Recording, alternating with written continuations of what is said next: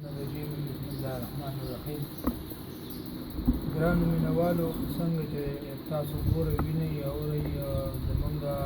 کوم دا زیار دی، مونږ ګرځو کلي په کلي،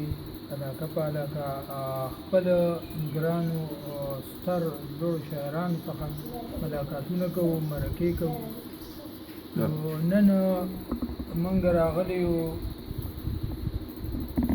صوابۍ یعقوبي کلي ته،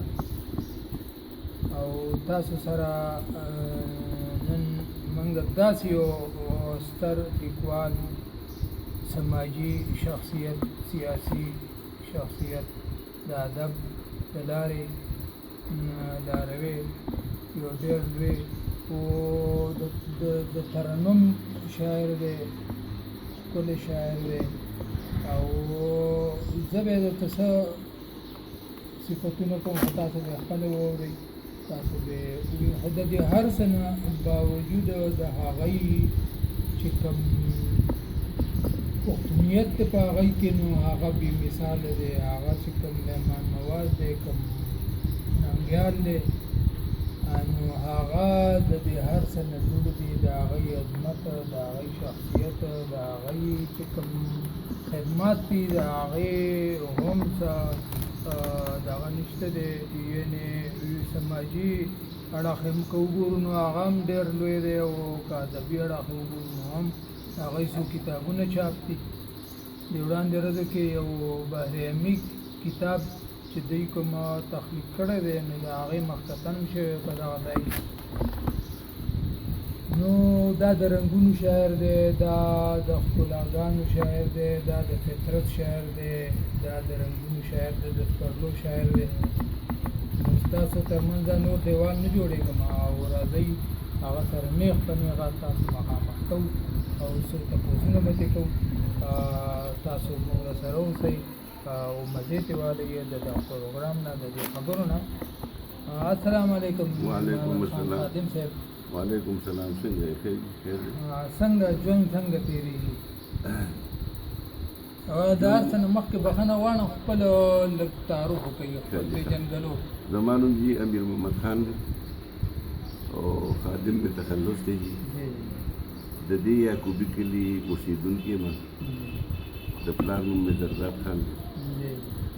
او میټه خیل یم په محله باندې. زموږ د میټه خیل وایي په یعقوبي کلي، او دلته بس اوسم او وخت تېروم. خلک دې راځي، بس زما دغه تعارف دی. ډېره مننه. تاسو خو د ادب او شاعرۍ سره یو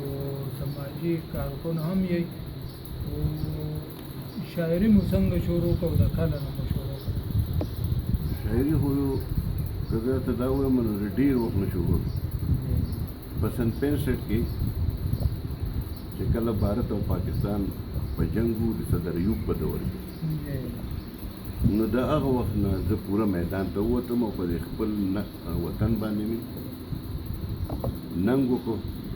او داسې لکه علي حیدر جوشي صاحب، او عبدالواحد ټیکهدار بابا، او داسې چې کوم دی شیخ افضل افضل صاحب، او دغه شان نور ډېر ښه شاعران به یو ځای کېدو. پیر ګوهر دي او قمر راهي صاحب دي، مونږ یو ځای معین هما صاحب نه مونږ به د پاکستان د مرستې او د دې د ویښېدو دپاره نظمونه لیکل. هغه به ومې لکه چې هغه ډېره توده جګړه وه،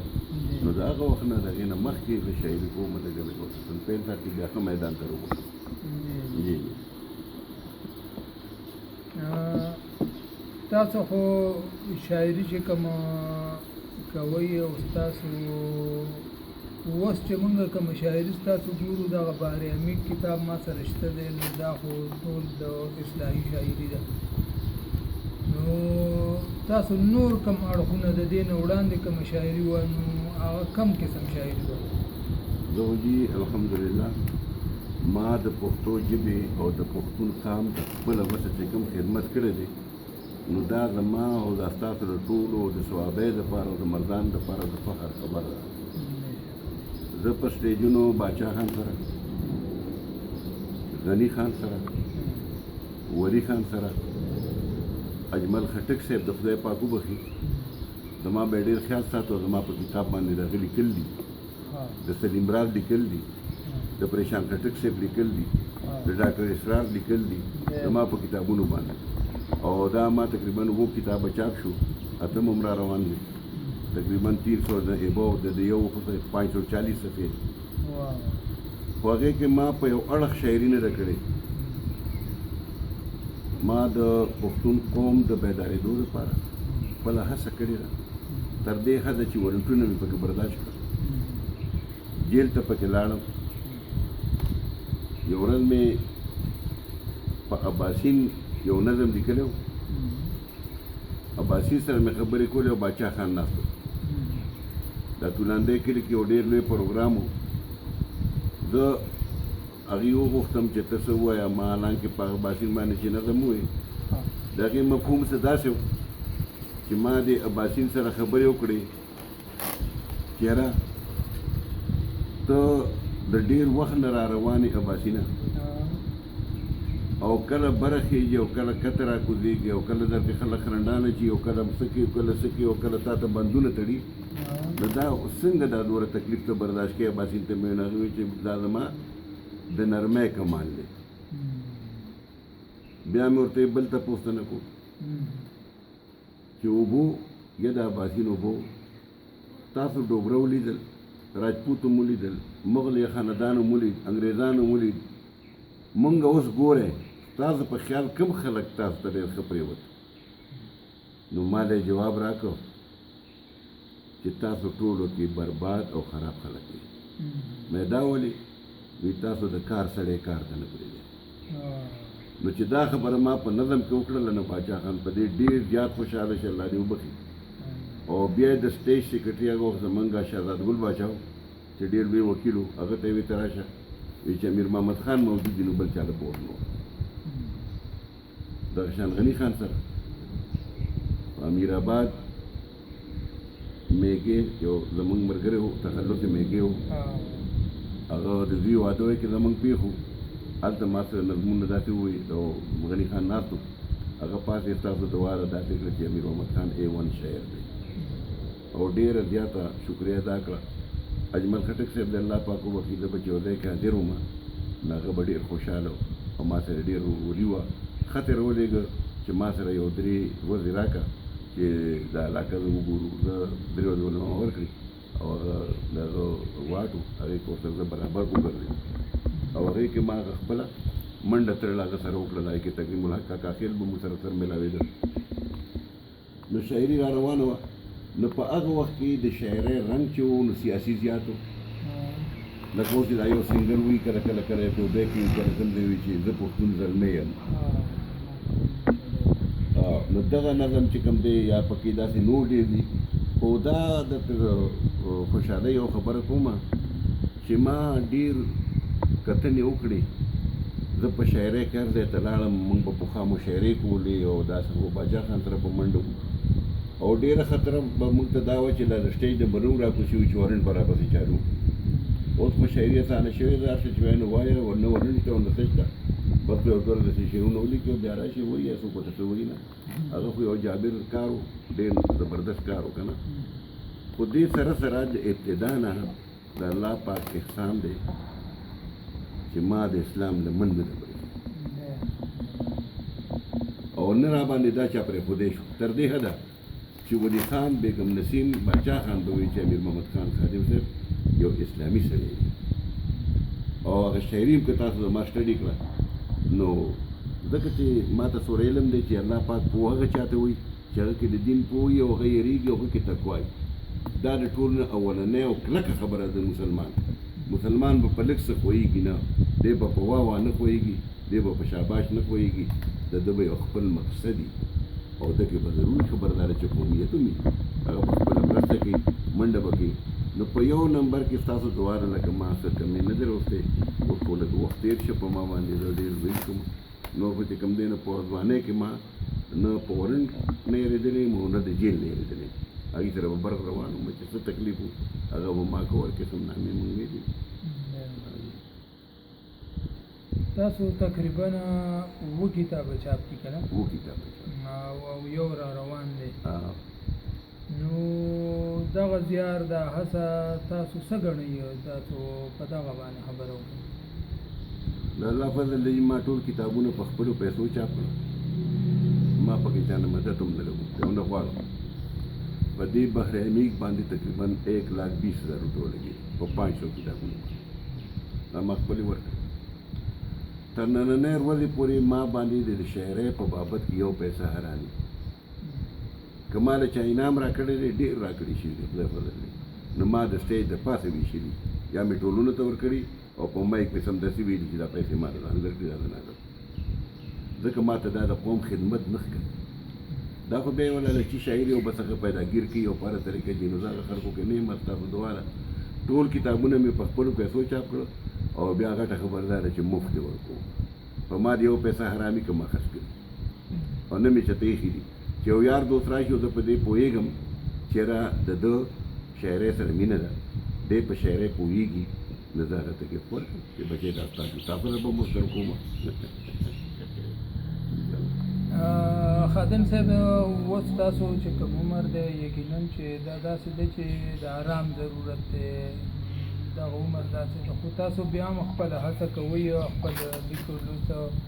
تاسو جاري ساتلی دی الله پاک ته تاسو له برکتونه درکړي او ژوند د صحت غواړو الله نه ستاسو لپاره تاسو څه ګڼئ د نن شعر په حق د ستاسو سره د پرمختګ په طرف روان دی په وړاندې روان دی که نه تاسو څه خیال دی خادم صاحب دا سوال بیا پوښتم چې کومه شاعري تاسو کړې د وړاندې او اوس هم شاعري کېږي نو په دغه کې تاسو څه فرق محسوسوئ او تاسو لږ وضاحت وکړئ اولنۍ شاعري چې وه د نن نه 30 کاله مخکې زما په دې اوسنو شاعرانو سره تنقید نه کوم نه پسې اعتراض کوم خو اولنۍ شاعري چې وه هغه د خلوص نه ډکه وه هغه د خپلې سینې شاعري وه لکه زه به تاسو ته یاد کړم چې تاسو ته تقریبا نږدې دی عبدالواحد ټیکهدار بابا دا د خلوص شاعري وه دې کې درد و دې به ښودنې نه کولې دې پیسې نه اخیستې دې د نوم دپاره شاعري نه ده کړې او دا شاعري په اصل کې تعلیم نه غواړي خو هغه چې کوم ښه شاعري که نه او دی د الله پاک دته دا الهامي ډالۍ سپارلي نو د ده بیا دومره ضرورت نشته دی نو هغه خلکو چې شاعري کړې ده با مقصده یې کړې ده ښه شاعري یې کړې ده اوس هم ښه شاعران شته خو صرف فرق دا دی چې اوس لږ د تعلیم په زور باندې دي بعضې ځایونه قبضه کړي دي دا پلانې پروفیسر صاحب دی دا پلانې پروفیسر صاحب دی نو دا ضروري خبر نه ده چې هغه پروفیسر د ښه شاعري او د باندې هغه د ښه شاعر نه وي بلکې زه دا ګیله نه بلکې تنقید کوم چې زمونږ کومو شاعرانو چې کوم دی د خپلو کلیوالو شاعرانو ته په میډیا باندې پوره وخت ورنکړو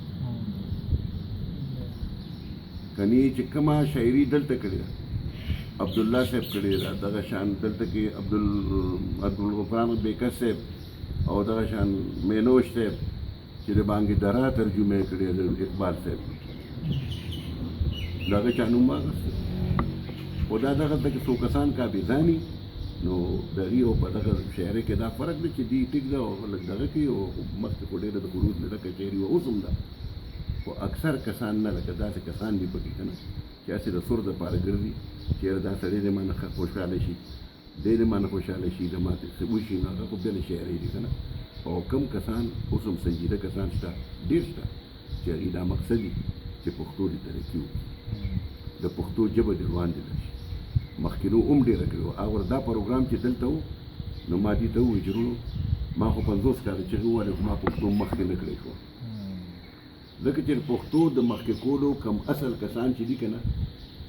نو هغه په کابیزان خلک د غټ غټ عهدو باندې نو دا به هغې کې شاعر که دلته چغې ډېرې ووایي نو څه چې جوړېږي او بل خو لږ غوندې ستاسو په حساسیت یو ګیله کوم هغه دا ده چې پښتو ژبه کې دې ګوتې ووالي پښتو ژبه کې ګوتې ووالي نو په هغه زړه باندې په دې نه اوس موږ نه پوهېږو او په زړه باندې دا هلکان نه پوهېږي نو یو ډېر لوی انتشار پیدا شي په دې ژبه کې او په دې د ډېر زیات خفه یم ځکه چې زما یو کته ده چې پښتو انګلیش او څه اردو وخوړه پښتو انګلیش او څه اردو خوړه څه بې ننګۍ د پښتنو خوړه پاتې دې نوي رسم الخط چپه کړه ده خو بیا سمه په حملو وخوړه د دغې پښتو لیک لوست په خپله زه غني خان سره ناست وم په خپله ذاتي خبرې کوم او ولي محمد طوفان د سردار ګړی پېښور سره چې هغه د بانګ حرم ایډیټر هغه وخت موږ درې کسان ناست وو هغه ورته وایي چې دا خو زموږ سره ډېر ښه زلمی راغلی دا خبرې وشوې بیا په ژبه نو غني خان ورته وایي چې په دې ژبه کې ګوتې مو وهئ دا چې څنګه رایج دغه شانې پرېږدي اوس ضرور خبره خو نه ده چې موږ د افغانستان په شان ژبه وایو دا خو د هغې موږ ماتل شو هغې پسې به موږ نه زموږ خپله ژبه وه مورنۍ ژبه هغې ته نه وایي د هغې چې کوم راز دی مورنۍ هغې ته وایي چې ته په کومه غېږه کې لوی شوې ستا مور کومه ژبه ویلې ده هغې ته مورنۍ وایي او دا غني خان قسم په خدای دی قسم مې درته وکړ چې دی ما په مخ کې ما ته ولي محمد طوفان صاحب ته ووایي چې دې کې را ګوتې مو وهئ دا خو چې څنګه رایج ده بشر هغه شان ټیک ده نو یو خبره یې ورته وکړه وایي طوفانه دوی تتر پتر پېژنې څه ته وایي هغه وایي څنګه وی لکه یو شی چې داسې ترس نه شي که نه موږ وایي دا شی تتر پتر شي نو غني خان ورته وایي دا فارسي ده تتر پتر د پښتو دپاره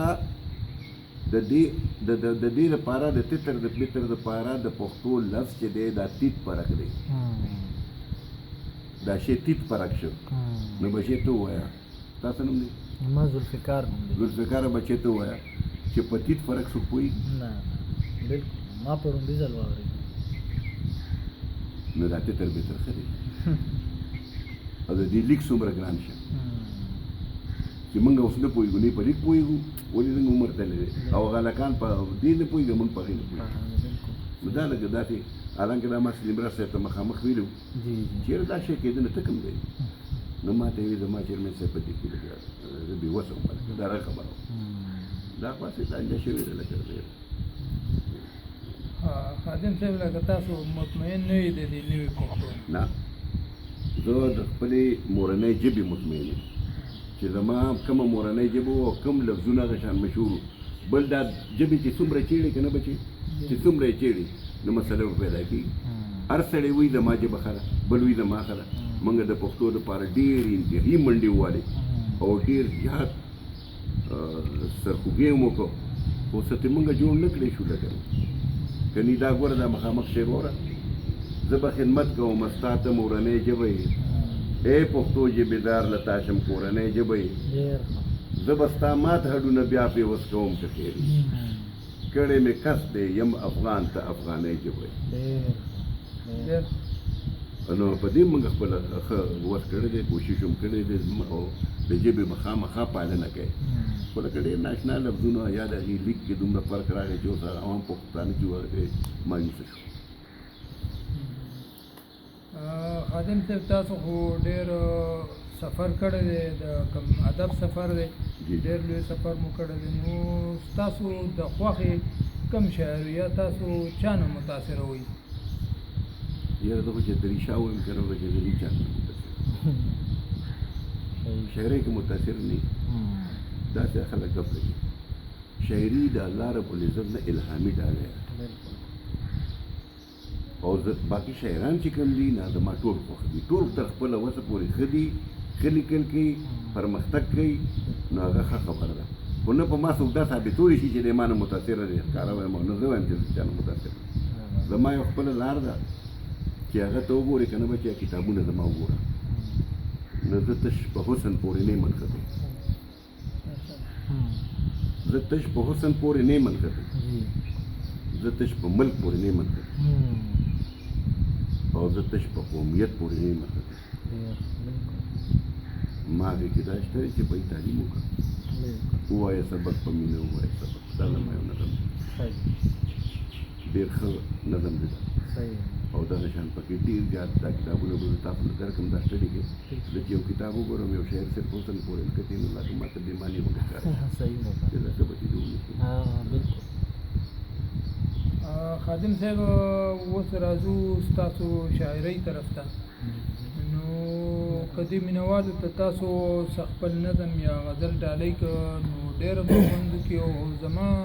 په فرمایش دا دی هغه تاسو کوم نظم کې لوبې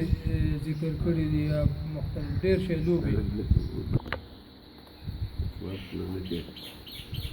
دا نږدې دا یو نظم دی د دوی په فرمایش باندې د دوی ډېر مشهورې ماتې دلته راغلي تکلیف یې کړی دی مننه ارشاد دا ول د دوی ډېر مشهورې ارشاد د دې ذوالفقار صاحب دی خو دوی وایي چې ته یو څو شعر ووایه نو او دا شعرونه تقریبا دوی خوښ کړل دا ورته ووایم نو غواړم یم چې ارشاد زه د خپل وطن په پاکه مینه لیونی یمه زه پښتون زلمی یمه ډېر ښه ډېر ښه ډېر د خپل وطن په پاکه مینه لیونی یمه زه پښتون زلمی یمه ما ته د خپل خوږ وطن غاصب براکتی نشي لوړ به وي د لوړ همت مینا را پرېوتی نشي ډېر ښه تش په یو نظر زما دښمن بیا تښتېدی نشي توره پوښتنه مې د ننګ چرې ماتېدی نشي لویه قافله مو په دبو ستا جاروتی نشي مونږ یو سیلاب سیلاب په شګو بندېدی نشي روح مې د پښتون کالبوت نه بې پښتو وتی نشي ما ته غرونه د باطلو ټینګېدی نشي ممې چېړه لر شرانه خدای ګو پیریانې یما زه پښتون زلمی یما ممې چېړه لر شرانه خدای ګو پیریانې یما زه پښتون زلمی یما د خپل وطن په پاکه مینه لیونی یما زه پښتون زلمی یما نو مک و تازه کېږي دا زاړه زخمونه مه چېړه مک و تازه کېږي دا زاړه زخمونه مه چېړه ته به هم په ویر شي ویر جړلي زړونه مه چېړه یخ به شي بسریه د اور سیندونه مه چېړه ډک دي ای ساقي د میخانې جامونه مه چېړه ګوتې چې و نړې دا زاړه زخمونه مه چېړه نو مه چېړه چې ونه چېړې طوفانونه مه چېړه چېړه که څوک چېړې د پښتون قامونه مه چېړه نو روغو ته یم ریغو لیونو ته لیونی یما زه پښتون زلمی یما روغو ته یم روغو لیونو ته لیونی یما زه پښتون زلمی یما نو زه یم د علم د کړاکړ او د خیبر چغا زه یم د علم د کړاکړ او د خیبر چغا یم د تاتری او د پامیر کړمار غر چغا یم د تاتری او نو یم د پښتنې سیمې د خوړ او سمندر چغا نو یم په تور شپو کې د ایمل د رول سحر چغا نو یم د وخت مغول ته د ملک احمد زړه ور چغا نو یما د لودي او د محمود غزني د در چغا نو یم د افغاني شیر شاه خوشحال رحمان شاعر چغا نو وخت کې د پښتو مې د پرتا د نر لیډر چغا وری خان ته مې بالکل جی وخت کې د پښتو مې د پرتا د نر لیډر چغا ترګې د غاصب چړند او مغه ازغه یما زه پښتون زلمی یما زه پښتون زلمی یما نو ما د پانی پت په وینو سور میدان نو پوښتا ما د پانی پت په وینو سور میدان نو پوښتا مالک د دکن او د سومنات داستان نو پوښتا ما د بت شکن د زمانې دوران نو پوښتا ما د خپل عظیم ما د خپل علیم د هر عظیم طوفان نو پوښتا ما د حریفانو د ارمان نو پوښتا نو ما د ایشیا د هر یو زوړ او ځوان نو پوښتا نو او پوښته ما او پوښته د ټول جهان نو پوښتا خو مه پوښته څو خو په ایمان مې ځان نه وپوښته زه د سربازانو باباګانو کړوتی یما زه پښتون زلمی یما زه پښتون زلمی یما او کار مې سره زه نامې پښتون په یو ډګر راغونډول غواړم زه نامې پښتون په یو ډګر راغونډول غواړم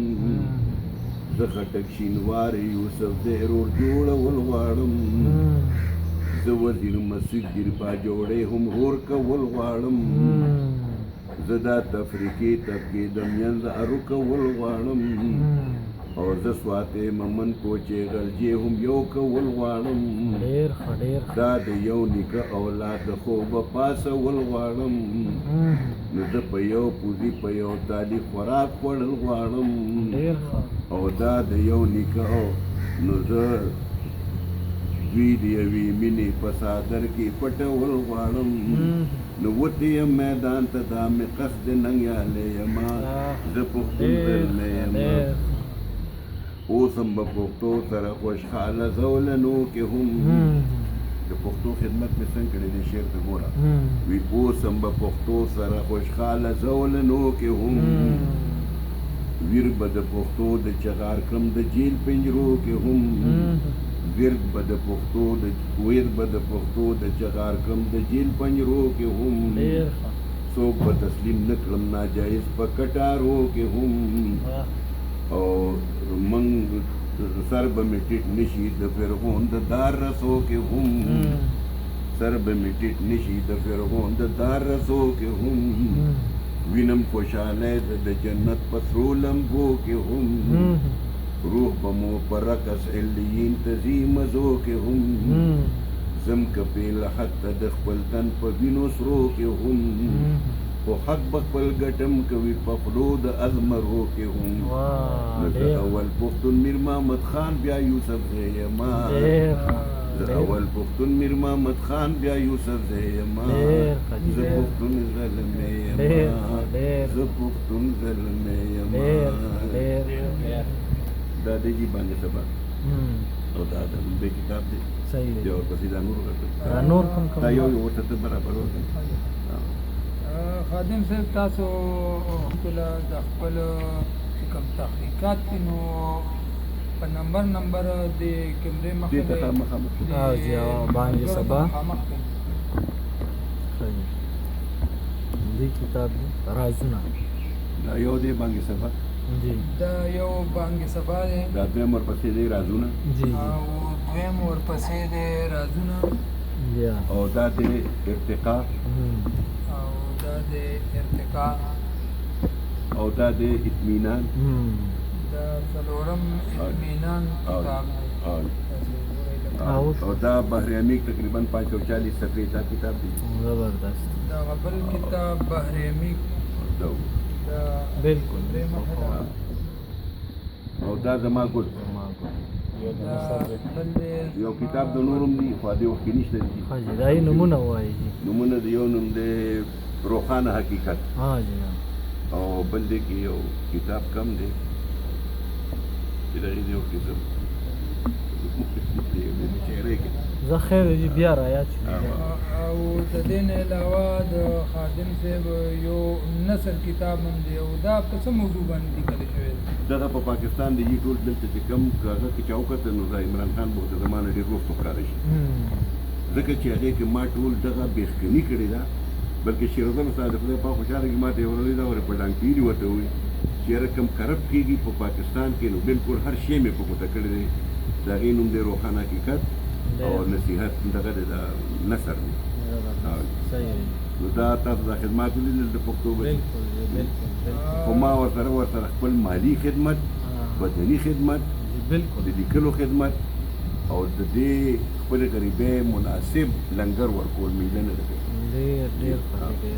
هغې کې خو شک نشته دی ستاسو ما ړومبی هم ذکر وکړو چې ستاسو د شاعرۍ نه چې کوم زیات اهمیت دغه دی او لوی شی دی نو هغه د پښتو ژبې خدمت او مهمان نوازي او دسترخوان دی نو اوس دا پوښتنه تاسو نه کوم چې تاسو بلا پړاوونه د ژوند تېر که دغه وخت تاسو عمر څومره دی څومره کال اوس زما عمر څومره دی زه تقریبا اوس د 76 کال یم 76 دا صدرې کم او څلور کم اتیا جی څه کم اتیا کاله تاسو عمر دی نو دا زما د ځوانۍ فوټو دی په دې کتاب کې دی بانګې سبا کې تک او دا زما د ځوانۍ ولی خان دې سره وبرک ګرځېدم باچا خان دې سره صحیح کار. حاجي دا راته ووایي چې ستاسو دا وخت واړه څومره دي او څه کار کوي؟ واړه خو ټول نه سره کې دوی شوي ګره زما دي 15 زامن دي. ماشاءالله. یو نوم دی الحاج فدا محمد خان ماشاءالله. چې هغه تقریبا که زه دا وایم چې د مدینې اوسېدونکی دی نو بې ځایه به نه وي. مدینه کې هغه ډېر ښکلی ژوند تېري ډېر په نرتوبې جي تېري دا ټي وي والا ولځي دا خیبر والا دي ورسره ناست وي خاجي هلته ماشاءالله. او ډېر ښه پروګرام یې دی خلکو باندې ښه ورکړه کوي لکه هغه پسې دی یو ارشد خاجي ارشد علي خاجي نو هغه تر پنجاب کې په یونیورسټۍ کې ډایرکټر دی اوس کې خاجي او سره د بچو ورته دي جی پی ماشاءالله. ډي کړی د په انګلیش کې دي د حالنګ ماشاءالله ماشاءالله. بل ورپسې دی وقار علي خان خاجي نو هغه بزنس کې غم خالي کې ما سره لګي لاس کې هغه پسې بل دی عادل امیر یحیی یو دی یحیی امیر هغه هم په مدینه کې اوسي د دې د خپل کاروبار دی الحمدلله ډېر ښه کار دی کارونه دواړه هغه پسې بیا 5 نمبر عادل امیر دی جی نو هغه خو تعلیم یې کړی دی خو لا بس داسې ناست دی کور کې صحیح جاب نه یې ملو کړی هغه شرط دی خاجي او لوڼه مې څلور دي خاجي نو هغې هم راته دعاګانې کوي پوښتنه کوم چې ستاسو د اثر په کوم وړوکي باندې شوی دی یعنې د شاعرۍ د جراثیم پکې شته داسې ستاسو په وړوکي شته خو پکې نه کوي پکې ته زه وباسم دا د شعري جراثیم هغې کې نه پرېږدم ځکه چې ما ته څه جوړ نه کړلو نه مې داسې څه جوړ کړل نه مې زه خو داسې روږ د تمه هم لالچ او انتظار شي په دې واړو کې د کار سړی بېکار شي د تار تار نه نغمه ورسي تار وجود شي که موده په زمغتې تار تار تار شي یاري ګرانه د پښتون میر محمد خان دا د خدای جامه کې پړچه چې د یار شي ډېر نو هغه خو بیا هم زما دا مشر دی چې دی فدا محمد خان د هغه اواز هم ډېر ښکلی دی خاجي په دې شعرونو مین هم ډېر دی جی بلکې داسې وخت په موقع موقع ورته شعرونه زما یاد دي وی یې په محفل ډېر ښه هلته یې مو په ټي وي کې مې دي صحیح دی دا خو تاسو ته پته نشته خو موږ له پته ده چې تاسو د ادب ته څومره څه ورکړل بالکل څومره بالکل دا اهمیت موږ سره شته او د دې قدر موږ کوو ډېر قدردان هم شته دا دار صدی کنه دا پورا و کتابه دا څه وړه خبره نه ده او تاسو راته اوس د خپلې خوښې یو غزل ووایئ چې په ترنم کې د خپلې خوښې نه نه مراز جانانا مراز جانانا د فساد چغلا مرازا دا د ته په دې راشي کله کله مراز جانانا د فساد چغلا مرازا تش د مردا آباد او زنده آباد چغلا مرازا ډېر ښه ډېر دلته کې خودکشو پښتنو لخانې رنگ کړي دلته کې خودکشو پښتنو لخانې رنگ کړي تا به هم په ویر کې د سیاد چغله مرازا مرازا جانانه د فساد چغله مرازا دلته غټ په غټ ورته دلته غټ په غټ به ورته ګورې حسن کېږي دلته غټ په غټ به ورته ګورې حسن کېږي دلته د خیبر او د شمشاد چغله مرازا او مرازا جانانه د فساد چغله مرازا نه دلته کاږه ګوري دلته کاږه ګوري دا خلک تا به ووژني دلته کې کاږه ګوري دا خلک تا به ووژني دلته بې سبب د عناد چغله مرازا بې سبب د عناد د تاسو څه نه بالکل نو دلته د بنیت او تعصب شور او جنګونه دي صرف دا په خولې د اعتماد چغله مرازا او دلته کې خودي او احساس دواړه په ویر جاړي ځان به خپل برباد کړي دي برباد چغله مرازا دلته ګڼ کپان دي په درنو درنو کرسو کابس دلته ګڼ کپان دي په درنو درنو کرسو کابس تش د خولې په منزل مراد چغله مرازا دلته د نظام مصطفی علامات نخکاری دلته د نظام مصطفی علامات نخکاری هسې بېمانې د دې هېواد چغله مرازا اصل جلاتیان دي په لباس د سیاست کې پټ اصل جلاتیان دي په لباس د سیاست کې پټ نو داسې نشي دوکه نشي د جلات چغله مرازا ډېر ښه. او دلته کې د امن هواګانې شاد و باد شي نو راشه بیا جانان د ناشاد چغله مرازا ډېر تاله د راتلو به مشوره میر محمد خان درکوي مان ته پوه نه کوي په دوی مرو دلته وایي تاله د راتلو به مشوره میر محمد خان درکوي میاد د راتلو نه دی بې میاد چغله مرازا ډېر ښه ډېر ښه جي ډېر زه به تاسو خپلو کتونکو ته اورېدونکو ته څه پیغام ورکول غواړئ؟ زه ورته ول دا پیغام ورکوم ټولو مسلمانانو ته چې د خپل دین او د اسلام پوره خدمت وکړي او د هغې نه که هغه په شاعرۍ کې دی او که په نثر کې دی او د هغې نه پس د خپل قوم د خپلې ژبې د خپلو روایاتو د خپل کلچر د هم پوره حفاظت وکړي او د هر مظلوم د مرستیال جوړ شي د هرې مظلومې طبقې دی مرستیال جوړ شي نو دا به یو ډېره ښه خبرې او بس دغه زما اخري خبرې دي او خپله کې د ټول اتفاق ساتي انشاءالله. ګرانو کتونکو دا و امیر محمد خان خادم صاحب چې تاسو سره مخ په مخ موږ ته مرکه وکړه او انشاءالله دوی نه به یو دویمه مرکه کوو په تفصیلي د هغې ساعته پورې غواړو تاسو مو اجازه د الله په امان.